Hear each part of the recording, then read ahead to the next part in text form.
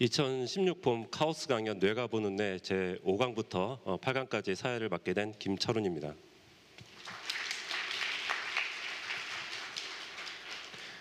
예, 오늘은 매우 흥미롭게도 영화와 뇌 과학에 관한 얘기인데요. 오늘 또 이렇게 많은 분들이 오셔서 한 자리에 이렇게 자리를 메꿔주셔서 대단히 감사하게 생각합니다. 오늘 연자분은 아주 글을 잘 쓰시는 의사로 유명하십니다. 그래서 벌써 많은 책들을, 과학에 대한 책들을 출간을 하셨고요. 또 연구 능력도 굉장히 뛰어나셔서 많은 학술상을 수상하시기도 하셨습니다. 지금 김종성 교수님을 무대 위로 청하도록 하겠습니다. 큰 박수 부탁드리겠습니다. 우리 뇌가 우리에게 얼마나 중요한 장기인가. 특히 우리 뇌의 앞을 전두엽이라고 하는데, 전두엽이 우리를 인간 되게 하는 뇌인데 그 뇌가 얼마나 중요하고 우리를 정말 인간답게 만드는 뇌인가, 이것을 중심으로 제가 오늘 풀어보고자 합니다.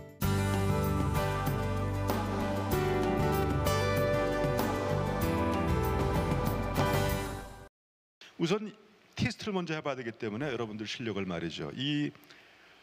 클린트 이스트우드가 감독하고 배우로도 나오고 힐러리 스완크가 권투 선수로 나오는 한 10년 전에 나온 영화가 뭔지 아세요? 밀리언 달러 베이비를 보신 분 한번 손 좀 들어보세요. 역시 조금 연세 드신 분이, 하긴 뭐 지금 고등학생이라면 이게 10년 전에 나왔으니까 초등학생밖에 안 됐으니 볼 수가 없죠. 안 보신 분 한번 손 들어보세요. 안 보신 분. 역시 안 보시는 분이 많구나. 이거 앞으로 제 강의가 좀 험난한 길이 요구됩니다.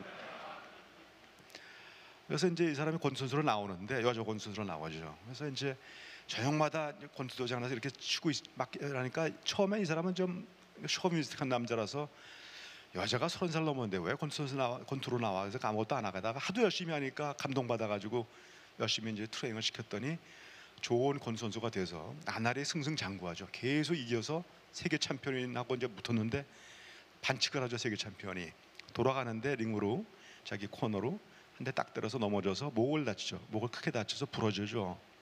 척수가 잘라져서 사지가 마비가 되는 그런 불행한 영화가 바로 밀리언 달러 베이비죠. 제가 이 영화를 가져온 이유는, 이 뇌가 우리를 움직인다는 걸 아주 쉬운 거지만, 제가 이렇게 손을 움직이지만은 손은 물론 뼈하고 관절 이런 놈들이 움직이는 건 사실이지만, 이거는 전깃줄입니다. 이 오른손을 제가 움직일 때는 왼쪽 손의 귀 바로 위에 옆뇌죠. 뇌 옆쪽에 운동 중추가 있어요. 신경들이, 손 움직이는 신경들이 쭉 모여 있죠. 입술 움직이는 게 여기쯤 있고, 손 움직이는 게 여기쯤 있고, 다리 움직이는 건 이 정도 있어요. 어쨌든 그래서 얘가 전깃줄이 연결되어 있어요. 전깃줄이죠. 찌직찌직거리고 있는 거예요. 이게 지금 이쪽 손 움직일 때는 이쪽에서 찌직찌직거리고 있는 것이죠. 전기죠. 그런 신호로 우리가 움직이는 것인데, 이게 문제가 돼요. 뇌가 문제가 되면 그런 게 되는데, 이게 이제 제가 오른손을 움직일 때 왼쪽 뇌가 찌직거렸다는 것은, 내려가다가 쭉 신경이 내려가다가 뇌의 맨 밑바닥에서 건너가요. 건너갔다가 일로 가서 오른쪽으로 가기 때문에 반대쪽인 거죠. 그래서 이제 이분한테 미안하지만 한번 얘기하면, 여기 뇌가 있을 거 아니에요, 그죠? 여기 팔 움직이는 신경은 요 정도 있을 거고, 요렇게 내려가서 뇌에서 건너가서 쭉 내려가는데, 여기 척수, 등뼈 속에 있는 신경이 있죠. 신경 다발, 척수라고. 척수, 뇌에서 내려온 신경이 쭉 척수로 내려와서 팔로 가고 쭉 다리로 가고 이렇게 되는 거죠. 그러니까 우리가 움직이는 거거든요. 그래서 아마 이 경우는 이렇게 내려가서 이렇게 갔을 거고, 다리는 가서 건너가서 쭉 내려가서 한참 내려가서 다리를 건너갔겠죠.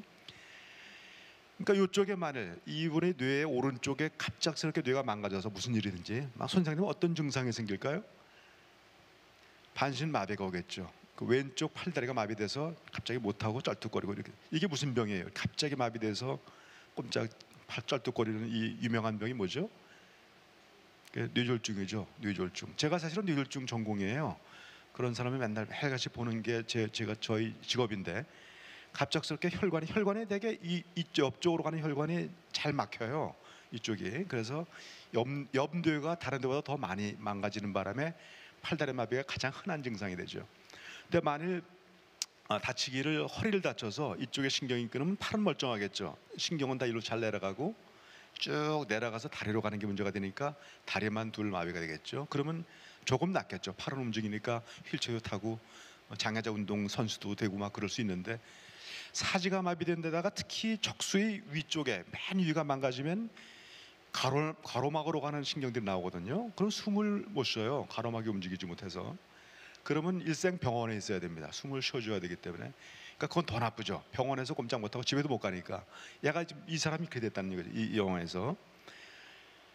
그래서 이렇게 돼 있는 거죠. 운동 중추가 돼 있고 이렇게 쭉 내려가서 팔로 내려가는데 이때 요 전깃줄이 그대로 연결되는 게 아니고 한번 끊어집니다. 끊어지면 새로운 전깃줄이 여기서 신호를 받아요. 받아서 팔로 가는 거죠. 그래서 이건 전기 신호인데 요 사이는 아니에요. 요 사이는 무슨 신호죠? 화학 신호입니다. 화학 신경 전달 물질하고 호르몬 비슷한 것들이 있는데 여러분들 얘기 들어봤어요. 도파민, 아세틸콜린, 뭐 가바 이런 것들이 다 신경 전달 물질이고 그런 게 뭐 변동되면 뭐 정신병도 걸리고 그러는데 어쨌든 요 안에도 신경 전달 전기가 쭉 오면은 여기서는 신경 화학 물질이 딱 와서 얘를 자극하면 얘가 이제 가는 거죠. 그래서 이거를 중추신경이라고 그래요. 뇌부터 가운데 있으니까 그렇죠?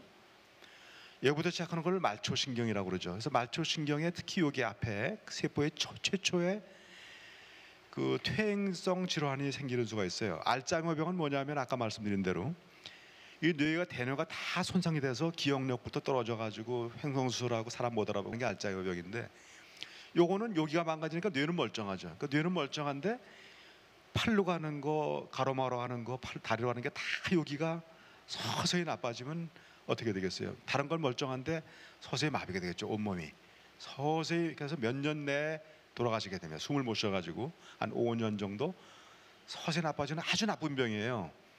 그래서 이건 좀 약간은 알츠하이머보다 드문 병이니까 여러분이 알 필요는 없으나 아까 보니까 여러분들 수준이 상당히 높은 것 같아서 이 병까지도 얘기하는 거예요. 그 병이 뭐예요? 요 척수신경에 나가는 요 신경이 서서히 망가져가지고 사제가 서서히 마비돼서 나중엔 스티븐 호킹이 걸려 있는 게 이 병인데 이 병은 스티븐 호킹은 아시는데 이 병 이름은 잘 모르시겠어요? 뭐라고 하셨어요? 루게릭. 잘 말씀하셨네. 근데 알츠하이머병은 알츠하이머란 의사가 여기 현미경을 보고 발견한 그러니까 알츠하이머라는 이름을 붙였지만 루게릭은 의사가 아니죠. 루게릭은 뭐죠? 야구 선수죠. 뉴욕 양키스를 몇십 년 동안 최고의 그 구단으로 만든 게 바로 루게릭인데 어느 날 갑자기 맨날 때리고 나가던 애가 이상하게 안 맞고 나 가다 보니까 넘어지고 막 그래서 이상하다 그러는데 자꾸 나빠지니까 할 수 없이 감독도 안 되겠다 그냥 벤치나 지켜라 하는 게 벤치 지키다가 중간에 이제 은퇴를 했죠. 3, 4년 있으면 죽을 병이란 말이에요. 사형 선고죠. 얼마나 괴롭겠어요.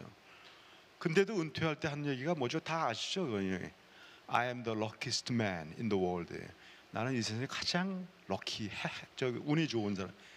그러니까 보통은 내가 얼마나 고생해서 했는데 이렇게 했는데 근데 이 몹쓸 병 걸려서 엉엉 울면서 내 팔자야 그럴 텐데 그게 아니라 웃으면서 그 와중에도 죽을 병 걸렸는데도 나는 가장 행운이다. 여러분들이 날 많이 도와줬고 그런 행운하다라고 말하는 것은 정말 가슴 깊은 말이죠. 여러분 숨 안 쉬는 분 있어요? 맥박 안 뛰는 분 있어요? 그건 다 하고 있죠. 근데 그건 어떻게 해서 걱정 안 하죠? 우리가 숨 안 쉬는 거에 대해서. 만일 숨 쉬는 걸 우리가 뇌로 숨쉬게 하려면 제 강의를 들을 수가 없죠. 아이고 나 참 숨 안 쉬었네 깜짝이야 큰일 날 뻔했네. 또 숨 안 쉰 다음에 잠깐 듣다가 아이고 나 또 잊어먹었네 큰일 났네. 또 숨 쉬고 이러고 있어요. 아무것도 못하는 거죠. 맥박도 마찬가지고. 그건 왜냐하면 이 뇌간이라는 이 조그만 거 불과 한 2, 3cm쯤 되나요? 이놈이 다 하는 건데 숨 안 쉬면 탄산가스가 올라가잖아요 몸 안에. 그 화학 물질을 얘가 전달받아서 이 운동 중추로 신경을 보내서 가로막주 움직이게 해. 갈비뼈하고 그래가지고 움직이게 해서 숨 쉬고 후 가지고 그다음에 이제 충분히 산소가 들어갔죠. 그럼 가만히 있어요. 그러다 또 산까지 올라가면은 또 빨리 또 해. 지가 알아서 명령을 내리는 거예요. 우리 대뇌는 우리 의지인데 우리가 의지로 할 필요 없죠. 약간의 의지가 있죠. 우리가 물 속에 들어갈 때 오래 숨 참을 때 숨을 참을 수는 있죠. 하지만 맥박 뛰는 걸 멈출 수는 없죠. 맥박은 스탑하면은 너무나 데미지가 크기 때문에 피가 안 통하니까 그걸 못하게 만들었죠. 아무리 맥박 안 뛰게 하려도 안 되죠. 그거는 알아서 얘가 상황에 따라서 뭐 우리가 급하면 막 뛰게 하고 편안하면 적게 뛰게 하고 알아서 하는 거죠. 얘가 이거 말고도 엄청나게 많은 일을 합니다. 내가 그걸 시간을 다 들여서 말할 수 없어요. 뇌간 얘기만 해도 1시간 걸리기 때문에. 예를 들어 꼼꼼한 방에 왔으면 이런 데 왔으면 뇌간이 동공을 크게 하거든요. 여러분들 식사를 하고 오셨으면 지금 뇌관이 일을 해서 대장을 막 움직이고 있는 거예요. 여러분들 아무것도 안 하지만 우리 온 몸이 다 뇌관이에요. 이렇게 조그만 거 2, 3cm 안에 다 있어요. 우리 몸 모든 우리의 라이프가 그렇게 뇌라는 게 신비하고 중요한 거죠. 뇌관은 너무나 신비해서 뇌관의 아주 일부 기능만 가지고 일생 연구하는 신경과 의사가 있어요. 일생 그렇게 그렇듯이 그래도 모릅니다. 그렇기 때문에 요 조그만 곳에 그렇게 컴퓨터를 아무리 집어넣어도 그렇게 할 수는 없을 우리 삶을 유지할 수 없듯이 하기는 어렵다고 저는 생각합니다. 이 뇌가 다 손상되고 뇌 간만 살아있으면 어떻게 될까요? 그러면 살아는 있죠. 숨 쉬고 맥박 뛰고 잠도 잡니다. 뇌관이 잠도 잤다 깨는데 뇌가 대뇌가 없으니까 사람도 못 알아보고 말도 못하고 감정도 없고 인간이 아닌 거죠. 그러니까 살아있는 생물이긴 한데 생물에 불과한 것이 바로 식물인간이고 식물인간을 기술한 아주 좋은 영화가 그녀에게라는 영화죠. 페드로 알모도바르는 하도 유명한 감독이니까 많이 아시겠지만 이분은 영화에다가 모든 걸 다 보여요. 모든 뭐 연극이라든지 뭐 춤이라든지 뭐 이런 것이 많이 하면서 약간 그 성적인 역할을 달리합니다. 남자가 여자가 되고 여자가 되고 그런 게 많아요. 그러니까 아주 약간 몽환적인 그런 분이 있는 영화인데 페드로 알모도바르의 여러 가지 특색을 잘 가르쳐줄 수 있는 그런 수작이죠. 내용은 이래요. 그 스페인 영화인데 이 여자가 이제 자비에르 카마라인데 여자인데 발레리나인데 발레를 막 이쁘게 하고 막 그러고 있는데 평상시에 남자 간호사입니다. 얘를 흠모하고 있었는데 멀리 창밖을 이렇게 보다 보니까 가다가 얘가 차에 쳤어요. 그래서 뇌를 크게 손상당해서 쓰러져 버렸어. 깜짝 놀라 뛰어가가지고 얘를 병원으로 가서 어차피 간호사니까 내내 돌보는 거죠. 식물인간이 됐는데도 혹시나 깰까 해서 매일같이 가서 돌보는데 가보니까 똑같은 사람이 또 있어. 똑같은 커플이. 여기 여자가 투우사예요. 여자 투우사. 그 얘는 기자인데 얘를 맨날 취재했는데 얘가 소뿔에 받쳐서 또 이렇게 됐어. 식물인간이 열심히 또 봐주죠. 둘이 사랑이 지극하죠. 그러니까 페드로 알모도바르의 특색이에요. 비극과 희극이 섞여 있는 아주 아름다운 그런 영화죠. 역시 우리가 중요한 것은 다 감정, 어떤 중요한 감정을 가지고 우리가 기억을 솔리드파이 해야 되거든요. 그래서 여러분들한테 제가 여쭤봤을 때 여러분들이 지금 생각나는 옛날 기억이 뭐냐 물어보면 다들 감정에 북받친 거예요. 되게 결혼할 때 그 잘생긴 남편이 옆에 있는 모습이라든지 예를 들어서 말이죠. 또는 돌아가셔서 어머니가 그렇게 사랑하는 어머니가 돌아가실 때 엉엉 울던 거. 그러니까 감정이 북받친 것이 다 기억하고 있는 거지 그러지 않은 건 다 사라지는 거죠. 여러분들이 지금 보고 있는 이런 것들도 모든 게 다 순식간에 들어왔다가 조금 나름대로 괜찮은 거 중요한 것만 감정과 함께 저희가 기록되는데 이 편도체와 해마 특히 해마가 딱 잡아다가 이러면 중요한 거니까 잡고 있어야지 하다가 정말 중요하면은 나중에 네트워크를 만들어 가지고 대뇌에 이렇게 저장하는 게 바로 해마의 역할이고 감정도 같이 가는 거죠. 그렇게 해서 그걸 단기 기억이라고 그러죠. 근데 여기에 요 해마와 편도체가 조금 약간 약해요. 그 저산소 중에. 그러니까 어릴 때 아이를 낳을 때 조금 약간 애가 안 좋으면은 여기가 약간 손상될 수가 있는데 멀쩡한데 나중에 그 손상된 부분이 간질파를 일으킬 수 있어요. 합선돼 가지고 그럴 때마다 의식을 잃는데 요게 아까 말한 대로 감정과 기억이 회로잖아요. 그러니까 증상이 이 떠는 게 아니라 떨리는 거는 이제 여기 운동 중추에 간질파가 왔을 때 얘기고 기억과 감정이 이상해집니다. 그래서 그런 환자들 측두엽 간질이라고 그러는데 이게 측두엽이기 때문에 감정이 달라져 가지고 갑자기 그 공포를 느낍니다. 공포를 막 느끼고 또는 막 환희를 느끼기도 하고 말이죠. 또는 기억이 달라져 가지고 여기 왔는데 아주 많이 전 처음 왔거든요 여기에. 근데 그런 사람들 여기 오면 굉장히 친근한 게 느껴져요. 나 우리 집 모양 친절하게 느껴지거나 아니면 거꾸로 우리 집에 갔는데 이상하게 느껴지는 거 기억이 변질 그런 게 오지만 간질파가 쭉 퍼지면서 나중에 의식도 잃고 쓰러지게 하지만 처음엔 다 그렇게 옵니다. 그걸 측두엽 간질이라고 그래요. 그런 간질을. 뇌의학에서는 아주 중요한 영화죠. 메멘토라는 영화죠.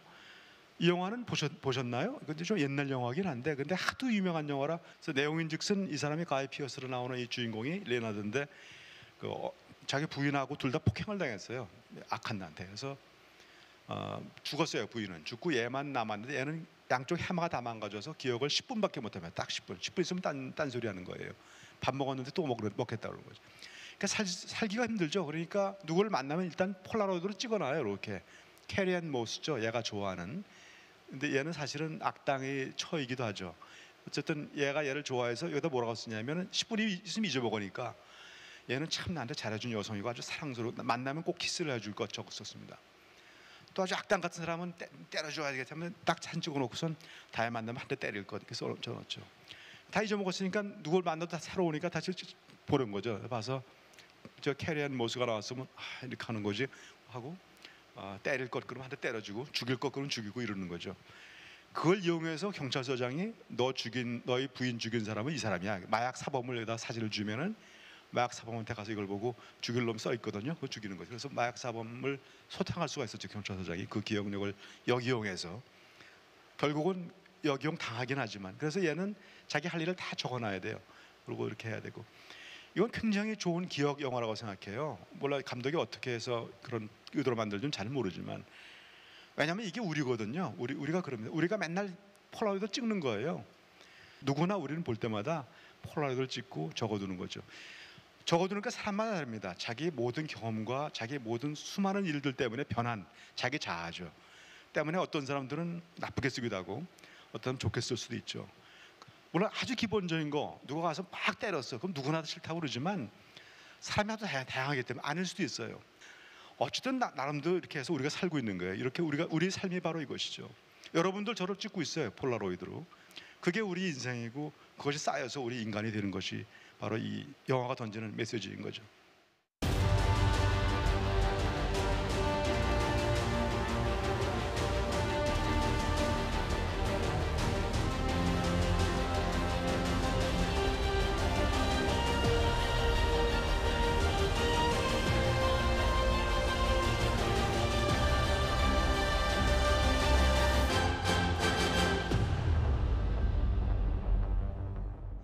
저는 사실 아이리스라는 영화를 제일 잘 봤어요. 이게 주디 덴치가 이게 007의 국장으로 나오는 여자가 치매 역할을 아주 잘했거든요.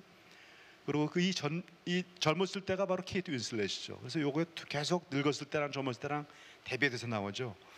그래서 두 교수가 점점점 사랑하던 교수가 점점점 여자가 망가지면서 나빠지는 걸 얘기해주고 젊었을 때는 이 여자가 아주 발랄해서 빨가벗고 뭐 연못속에서 수영도 하고 교수랑 같이 뭐 자기도 하고 막 그러지만 그것이 대비되면서 이런 추하고 다 모든 걸 다 잃어버리고 집도 어딘지 모르고 헤매고 사람도 못 알아보는 상태로 망가지는 과정을 아주 잘 그린 영화가 바로 아이리스라는 영화죠.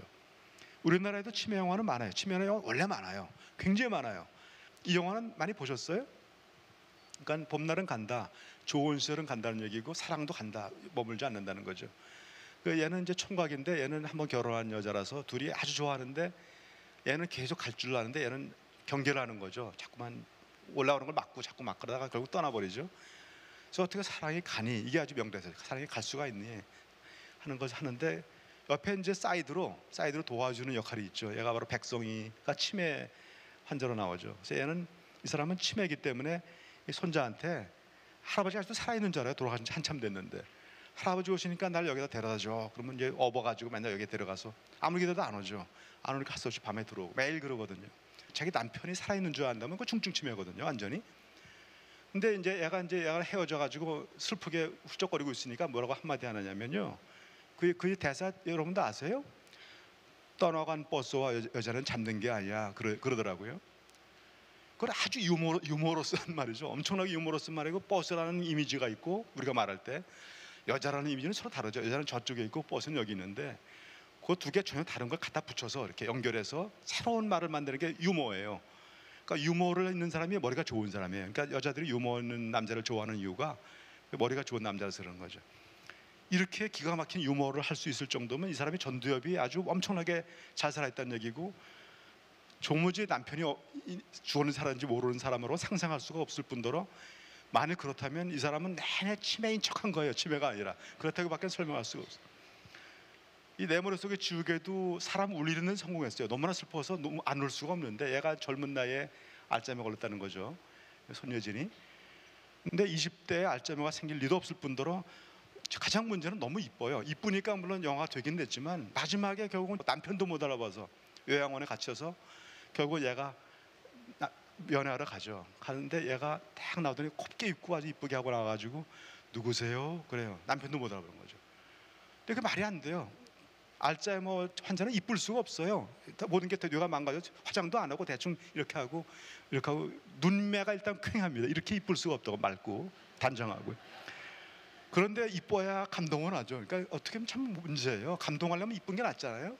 저도 이 두 영화를 갖다 놓은 이유가 이 둘이 제가 보기엔 우리나라 제일 예쁜 여자라고 알아서 갖다 놨으니까 관객들은 더 할 거 아니에요. 그러니까 참 감독들도 힘들 것 같아요. 여러 가지로 어쨌든.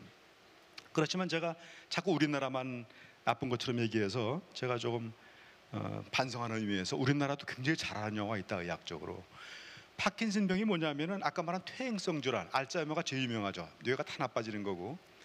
파킨슨 병은 제가 다음 슬라이드에 말하는데 뇌 가운데에 까맣게 기저핵이라는 데가 있어요.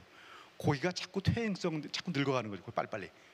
그러면 뭐 하느냐면 이게 힘이라든가 이런 건 안 하지만 이 조절을 합니다. 그러니까 조절이 딱 잡을 때 조절이 안 되면 일로 갔다 초보 운전자처럼 이렇게 갈 거 아니에요, 그죠?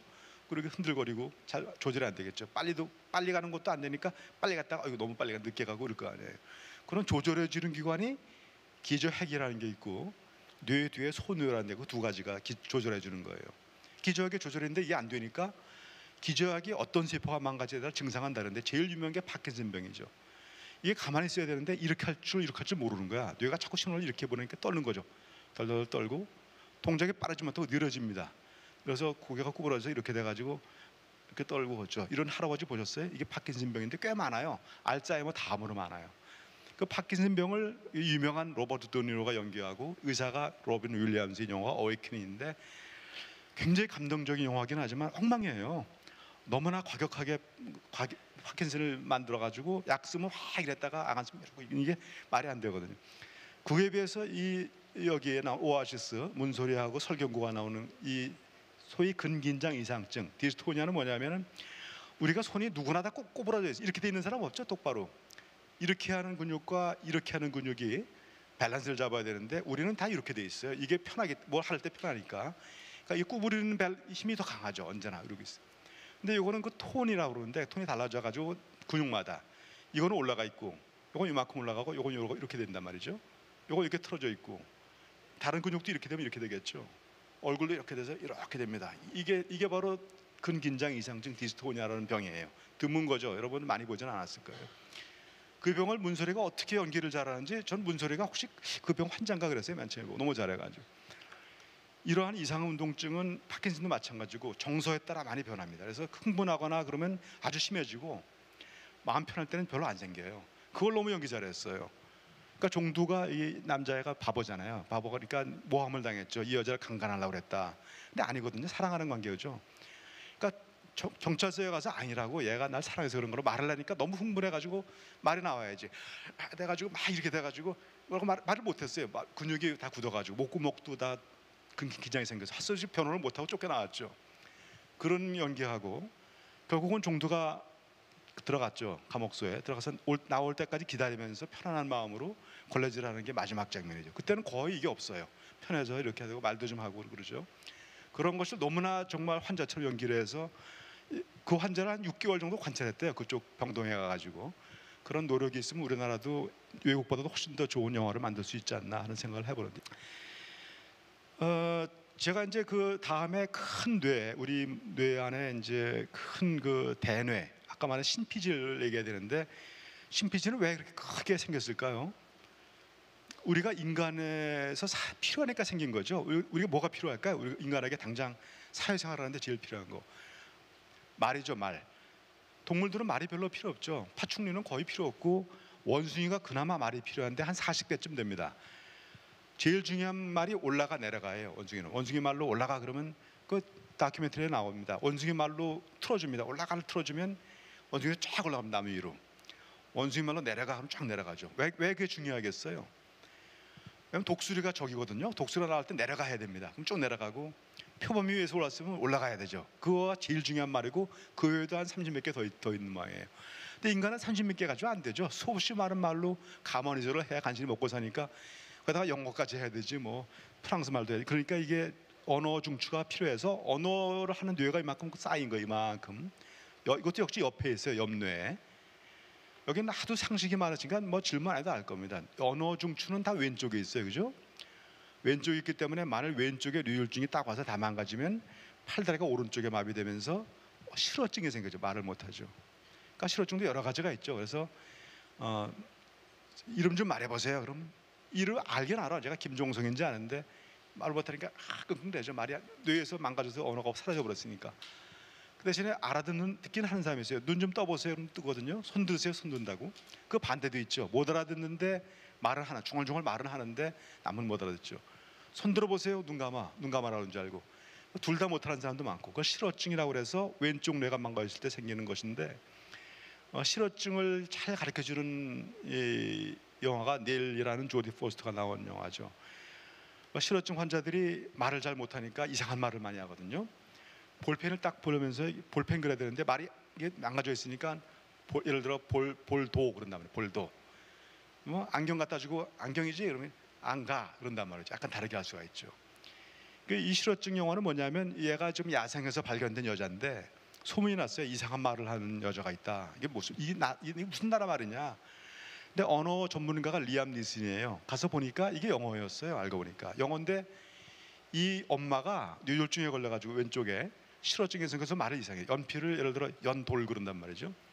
그러면 아기는 이게 연돌인 줄 알죠? 연필 보면 자기가 이걸 연돌이라고 말하는 거예요. 갖다 그런 식으로 말을 다 다르게 하니까 이상한 말로 보였으나 사실은 인간의 언어였다는 걸 말하는 건데 그것이 중요한 게 아니라 이 언어가 그렇게 발달했어도 우리는 여전히 소통이 안 된다는 걸 말해주는 영화예요. 사실은요.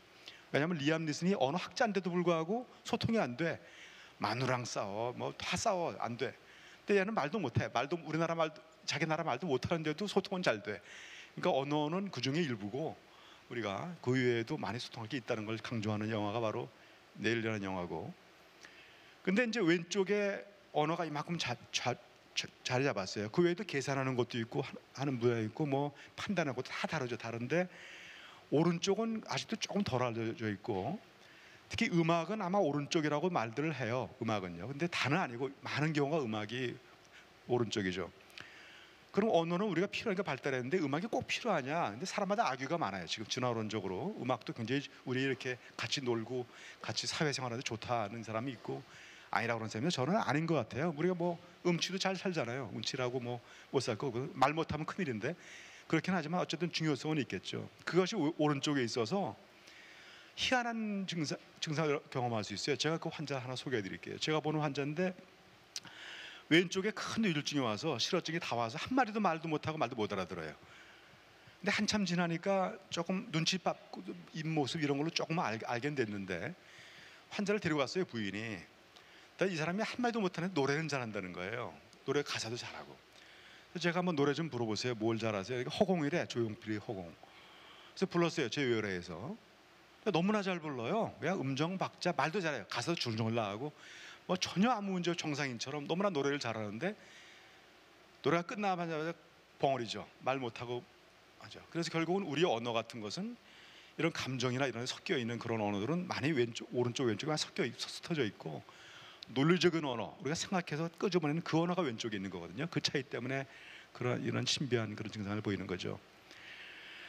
그렇긴 한데 이제 진짜 음악가 정말 음악을 전문적으로 배운 사람은 전문적으로 배웠기 때문에 그게 많이 왼쪽에 가 있어요. 언어처럼 그런 현상이 또 있죠. 그래서 여러분들 아시는 조지 거슈윈이라는 음악가가 있죠. 조지 거슈윈 파리의 아메리카인 이런 거 갖고 간 사람이 그 사람이 죽었는데 머리가 하도 아파가지고 머리를 수술해봤거든요.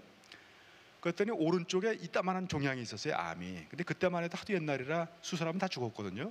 그래서 그냥 죽었습니다. 그걸로 죽었는데 사람들 얘기가 술 받기 직전까지 작곡도 하고 그냥 지휘도 다 잘했단 말이죠. 그리고 이렇게 큰 뇌가 망가졌으면은 오른쪽인데 망가져야 되는데 음악을 못 했는데 왜 이렇게 잘했느냐. 그래서 사람들이 얘기하는 거죠. 이렇게 조지 거슈움만큼 이렇게 많이 공부한 사람은 다 왼쪽에 가 있어서 괜찮지 않나 그런 얘기들을 하는 거죠.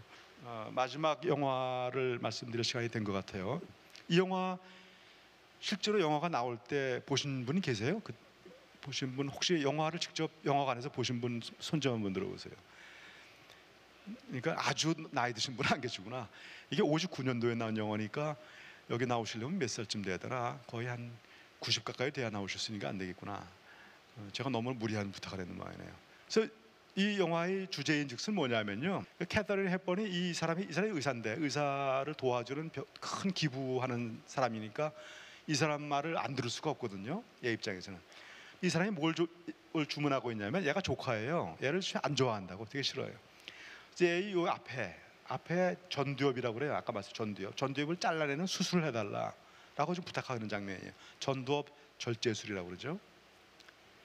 그래서 이제 얘는 전두엽 절제술 피해를 알기 때문에 고민스럽죠. 이거 안 들어줄 수도 있고 안 들어 어떡하냐 하는 그 영화가 바로 지난 여름 갑자기라는 영화죠. 테네시 윌리엄스가 만든 거죠. 그래서 테네시 윌리엄스가 그 욕망이나 이름의 전차를 쓴 사람 같은 사람이고 자기 동생이 우울증으로 전두엽 절제술을 받았기 때문에 이걸 잘 알거든요. 그래서 이런 영화와 극을 만들 수 있었는데 그 배경을 설명하자면은 1930년대에 역시 신경외과 의사가 참 뛰어나지만 무식한 사람도 어디나 의사가 무식한 사람도 있으니까 그 사람이 학회에 갔어요. 포르투갈 의사인데 에가스 모니츠라는 사람이 영국 학회에 갔더니 학회에서 막 발표를 하는데 원숭이들이 막 날뛰는 원숭이를 붙잡아다가 전두엽을 딱 자르니까 조용해져, 얌전해져요. 무릎을 딱 쳤죠. 이거구나. 이거 정말 좋은 수가 있구나. 그래서 얼른 와서 포르투갈에 날뛰는 사람 누구겠어요? 정신과 환자죠. 정신과 와서 이러고 뭐 하나님 막 이런 사람 있죠. 붙잡아다가 머리를 송곳을 집어넣어서 찬 걸 집어넣어서 머리를 얼려버렸어요. 앞쪽으로 완전히. 좋아졌어요. 갑자기 조용해지고 얌전해져서 말 잘 듣고 너무나 놀랄 일이죠. 그래서 인간의 정신을 우리가 뇌를 수술해서 개조할 수 있다. 인간을 개조할 수 있다는 건 너무나 놀라운 사건이라 그것을 많이 했고 그다음에 미국에서 넘어갔을 때는 원래 외과 의사가 수술해야 되는데 신경과 의사가 저만큼 수술도 안 하는 사람이 더 좋은 방법을 개발했어요. 여기 코 요 밑 속이 뇌잖아요. 여기다가 바늘을 집어넣어 가지고 이렇게 쑥 뇌가 전두엽이 여기 있잖아요. 여기를 막 움직이는 거예요. 전두엽이 다 깨지게 간단하죠. 미국에서는 다 그렇게 했죠. 포르투갈에서는 이렇게 하고 그것이 많이 됐는데 알고 보니까 좋아진 게 아니에요. 그게 사람이 인간이 아닌 거예요. 좀비가 된 거예요. 좀비 같은 인간. 그러니까 판단을 못해. 하나하나 다 해. 말도 잘하고 말도 하고 뭐 다 하고 다 하는데 판단을 못하는 인간이 돼가지고 예를 들어서 내일 뭐 자연 시험을 보고 모레 사회 시험을 보면 오늘 자연 공부를 해야 될 거 아니에요. 당연하죠. 근데 사회를 하고 있단 말이죠. 뭔가 안 맞아 뒤죽박죽. 모든 아까 말한 모든 기억이나 이런 것을 오가나이즈해서 정리해야 될 정리가 안 돼요. 감성도 없어. 아까 말한 대로 변형계 밑에 모종이 있지만 실제로 우리 사회적인 감정은 역시 전두엽이 합니다. 전두엽이 아랫부분이에요.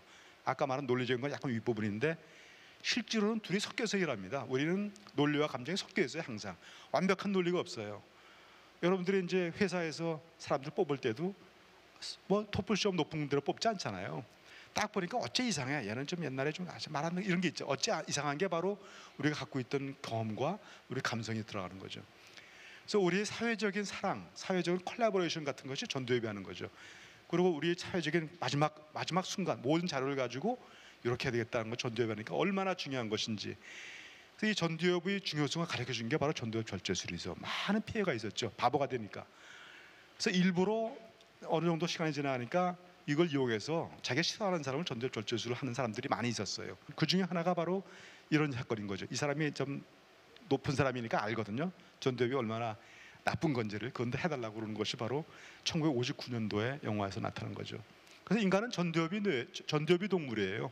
모든 뇌관 이런 건 다 있고 다른 동물도 웬만큼은 다 있는데 전두엽은 원숭이가 뇌가 머리 좋다 하지만 9%밖에 안 돼요. 전체 뇌에. 인간은 전두엽만 해도 30%가 넘습니다. 그래서 우리는 모든 우리 인간다운 행동을 전두엽으로 하기 때문에 가장 중요한 인간의 뇌고 그래서 결론은 그겁니다. 결국 인간은 전두엽이 동물이니까 우리가 사랑과 우리 사고로 모든 걸 해결하면서 우리 아이들한테도 그런 식으로 외우려고 그러는 게 아니라 모든 문제를 해결하고 같이 해봐라 하는 식으로 교육을 해서 좀 더 좋은, 좀 발달하는 선진국인 그런 사회가 되기를 제가 바라겠습니다. 제 강의가 다 된 것 같아서 이 정도로 제 말씀을 마치고 나중에 또 질문을 받도록 하겠습니다. 감사합니다.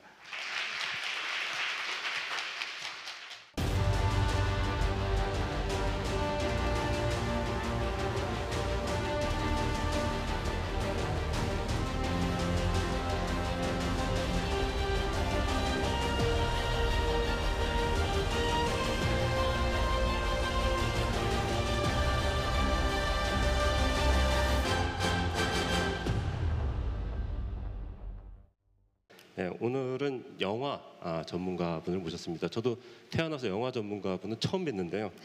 시내 21의 장영엽 기자님이십니다. 네, 안녕하세요. 장영엽 기자입니다. 네, 그 제 바로 옆에는 오늘 굉장히 열정적인 강의를 해주신 김정순 교수님 다시 모셨습니다. 네, 감사합니다. 그러면 오늘 이제 토의 주제가 될 두 영화를 첫 번째 영화부터 소개해 드리려고 그러는데요. 첫 번째 영화는 아까 김 교수님께서 소개해 주셨던 영화 중에 하나로서 그 그녀에게라는 영화가 되겠습니다.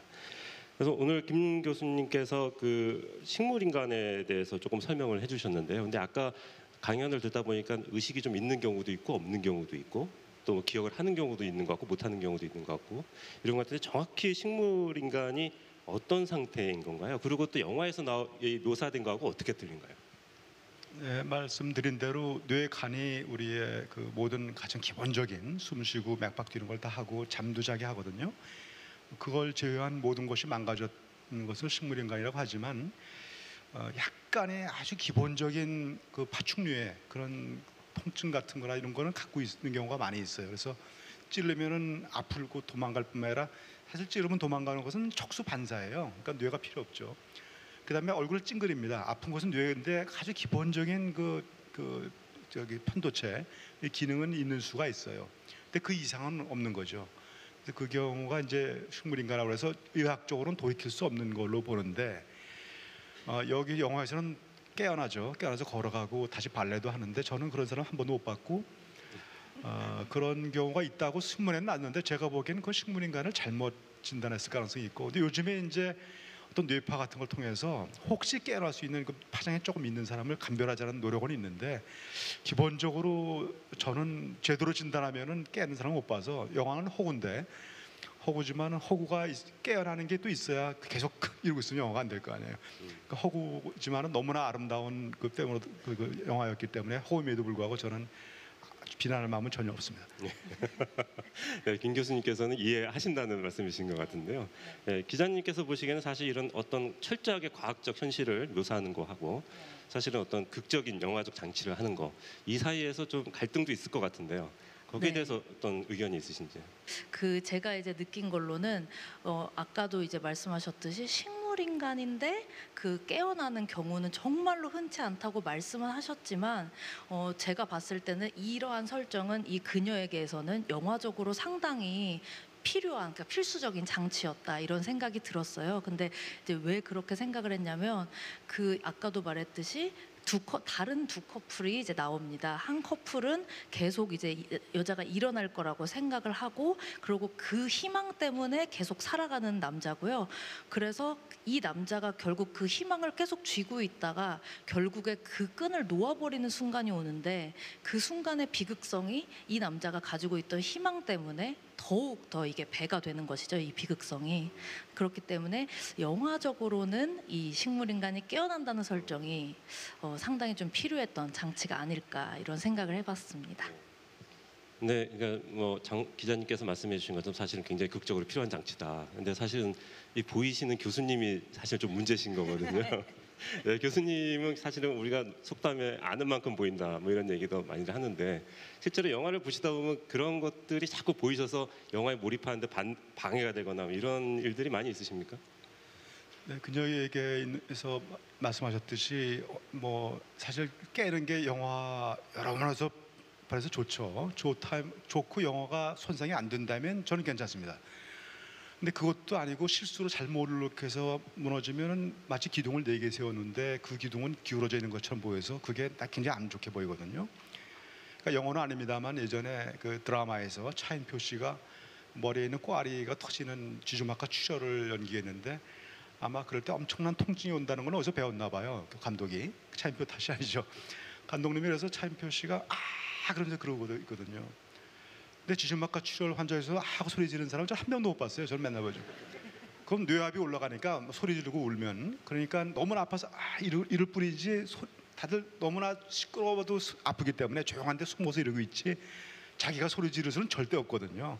그러니까 그런 걸 보면 그거는 영화나 드라마를 올리기 위한 장치가 아니기 때문에 그런 것을 조금씩만 더 좀 잡아줬으면 얼마나 영화가 감동적이고 내 기둥에 딱 아기가 맞아 떨어질까 그런 것을 훨씬 더 많이 느끼죠 사실은. 그래서 저 두 번째로는 이제 메멘토라는 영화로 저희가 토의를 넘어가 보려고 그러는데요. 아까 김 교수님께서 말씀해 주시면 굉장히 명작이다라고 말씀해 주셨고, 김종성 교수님께 다시 이제 여쭤보려고 그러는데 굉장히 기대됩니다. 지금 크리스토퍼 논란을 깰 수 있느냐 없느냐 이런 지금 시점에서 있는데요. 이렇게 천재적인 감독이 이 영화를 만들었는데 전문가게 보시기에는 또 문제가 있습니까? 물론이죠. 일단 이 사람은 뇌를 손상해서 양쪽에 해마가 다 망가져서 10분밖에 기억 못한다고 그러는데 사실은 불가능한 일이죠. 선택적으로 해마만 양쪽을 싹 도려냈으면 되겠으나 실질적으로 뇌가 다 손상당했으면 해마만 둘만 망가지고 나머지 정상일 수가 없기 때문에 사실은 해마는 비교적 안 망가지는 부위이기 때문에 깊숙이 있어서 사실은 전두엽이나 이런 데가 많이 망가져서 전두엽 증상, 그러니까 치매가 거의 오거나 아주 인지능이 떨어지거나 일도 제대로 못하고 비실거리고 이런 것이 보통이고, 뭐 기억력은 아주 묻혀서 좀 있나 정도밖에 안 되기 때문에 사실은 그 설정은 말이 안 되는데, 저는 이 영화를 굉장히 좋아하는 게, 저는 의사라서 아무리 영화가 뭐 정확해야 된다고 말하는 사람이 아니고 영화는 영화거든요. 영화는 환상이죠. 저는 텔레비 드라마는 안 봅니다. 집에서 절대 안 보는, 영화는 보거든요. 왜냐하면 텔레비 드라마는 너무나 우리 현실을 그대로 가르쳐줘서 제가 볼 수가 없어요.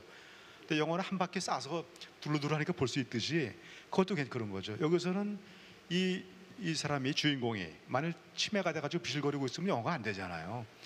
이건 전혀 문제가 없어요. 뭐 총도 잘 쏘고 뭐 드라이버도 잘하고 막 때리고 아주 굉장히 판단력도 좋아요. 기억력만 없다고 말도 안 되지만 그래야 영화가 되거든요. 영화는. 그러니까 영화는 약간 환상적인 영화예요. 제가 실질적으로 따질 게 아니라 환상적으로 이렇게 잘 짜게진, 기억도 서로 섞고 바꾸고 해가지고 묘하게 만드는 하나의 환상적인 만화 같은 영화라서 거기에는 아무런 이의가 없어요. 저는 아주 굉장히 그런 면에서 좋은 영화로 생각해요. 네, 감사합니다. 네. 네, 기자님께서 또 뭐 추가적으로. 네, 이제 교수님 말씀 들으면서 이제 떠오르는 게요. 이 메멘토가 굉장히 이제 좀 인상적으로 다가왔던 이유는 사실 메멘토 이외에도 단기 기억 상실증을 다룬 영화들은 꽤 있어 왔습니다. 그런데 이 영화처럼 단기 기억 상실증이 과연 어떤 그 증상인지를 보는 사람들이 직접 체감을 할 수 있게 해주는 영화는 드물다는 생각이 들었는데요. 이제 그 영화를 보신 분들도 있겠지만 못 보신 분들을 위해서 제가 잠깐 설명을 드리면은, 이 영화가 흑백 영상이랑 칼라 영상이랑 교차 편집이 되면서 진행이 됩니다. 그래서 흑백 영상 같은 경우는 시간 순대로 내용이 진행이 되고요. 칼라 영상 같은 경우는 가장 최근에 벌어졌던 일을 맨 처음에 이렇게 얘기를 해주고 그 다음부터 그 과거로 그 리와인드 하듯이 이야기가 돌아가거든요. 그러니까 관객 입장에서는 지금 이 시점에 지금 이 화면에서 나오고 있는 그 영상을 똑바로 정말 정신을 똑바로 차리고 보지 않으면은 그 흐름을 놓칠 수가 있는 것이죠. 그리고 어떤 단서가 그 다음 장면에서 중요한 그 단서로 등장을 그러니까 그 이전 장면에서 어떤 장면이 중요했던 것인지 계속 그 관객 보는 입장에서 이 영화를 계속 복기를 하면서 봐야 되는 영화입니다. 마치 단기 기억 상실증 환자가 굉장히 불안에 떨면서 내가 지금 보고 있는 것이 그리고 믿고 있는 것이 사실인지 정말 아니면은 거짓인지에 대한 그 불안감을 그대로 영화를 보는 사람들도 체감을 할 수 있게 한다는 점에서 굉장히 형식적으로 인상적인 영화가 아니었나 싶습니다.